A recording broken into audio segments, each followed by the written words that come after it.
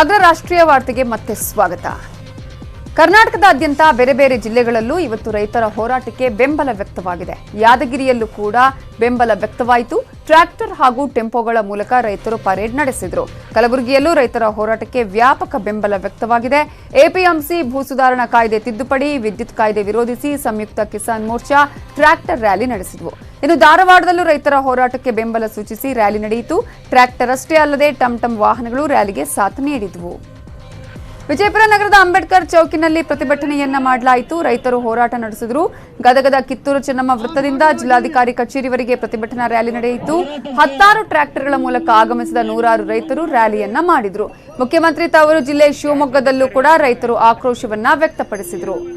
ಇನ್ನು ರಾಮನಗರದ ಬಿಡದಿ ಪಟ್ಟಣದಿಂದ ಬೆಂಗಳೂರಿಗೆ ರೈತರು ರ್ಯಾಲಿ ಮಾಡಿದ್ರು. ಈ ವೇಳೆ ರೈತರಿಗೆ ಟೊಯೋಟಾ ಕಾರ್ಮಿಕರಿಂದ ಊಟದ ವ್ಯವಸ್ಥೆಯನ್ನ ಮಾಡಲಾಗಿತ್ತು. ಮೈಸೂರಲ್ಲಿ ಕಾರ್ಮಿಕ ಸಂಘಟನೆಗಳು ರೈತರಿಗೆ ಸಾಥ್ ನೀಡಿದ್ವು. ಸಕ್ಕರೆ ನಾಡು ಮಂಡ್ಯದಲ್ಲೂ ಜಿಲ್ಲಾಧಿಕಾರಿ ಕಚೇರಿ ಮುಂದೆ ರೈತರ ಪ್ರತಿಭಟನೆ ನಡೆಯಿತು. ಈ ವೇಳೆ ಜಾಗಟೆ ಕಹಳೆಯ ಸದ್ದಿನೊಂದಿಗೆ ತೃತೀಯ ಲಿಂಗಿಗಳು ಚಪ್ಪಾಳೆ ತಟ್ಟಿ ಬೆಂಬಲವನ್ನ ಸೂಚಿಸಿದ್ರು.